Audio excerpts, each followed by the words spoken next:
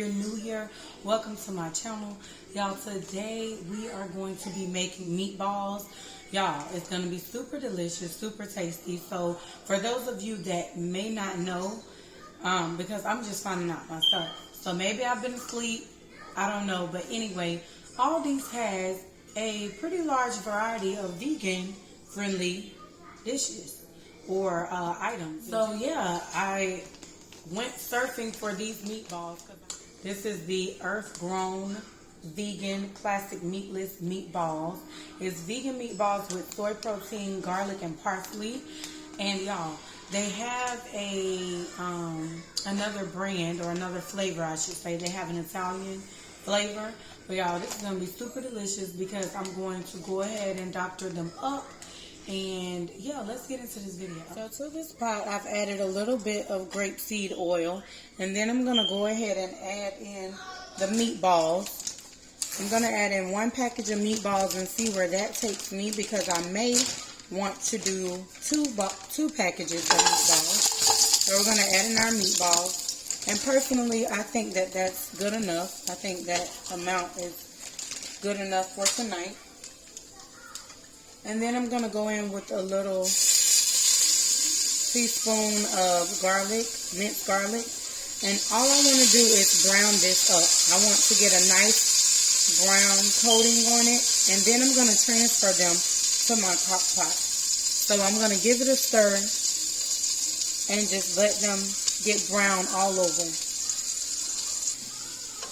So after stirring them for about 5 minutes, you know, they look pretty brown to me. This is what I'm looking for. So what I'm going to do is just go ahead and transfer these into the crock pot. So to this crock pot, I'm going to go ahead and add in my meatballs. And I guess it depends on how many people you're feeding, because obviously that's not a whole lot, but it's enough. So we're feeding a family of 6. And this is our first time trying these, so we kind of want to just see how we like them. But I'm going to go in with some seasoned salt. And then I'm going to add in some Worcestershire sauce. Probably about 2 tablespoons of it. Y'all know I don't measure, so at this point you just do whatever you feel led to do and however much you feel led to put in. Y'all made some mushroom powder or mushroom seasoning, some people call it. So I'm going to sprinkle a little bit of that in there. Then I got to put my best friend in there, lemon pepper. I'm going to add a little bit of that, or a lot of it. That tang will also help bring out the sweetness, because these are going to be, you know, Swedish meatballs or sweetened meatballs. I'm going to put in a little bit of coconut aminos. Let y'all see that without putting the whole thing in the pot. And then I'm going to go ahead and add in about, for this amount of meatballs, I'm going to add in about ½ a cup of apple jelly. And that's because that's the flavor that I am going for. I know some people have put in or used grape jelly, but I'm just using this regular old Smucker's brand of apple jelly. And then I'm going to add some vegetable broth. About a cup of it, because I don't want my meatballs to, like, they're gonna absorb all of that liquid. And then I'm going to add in my sauce.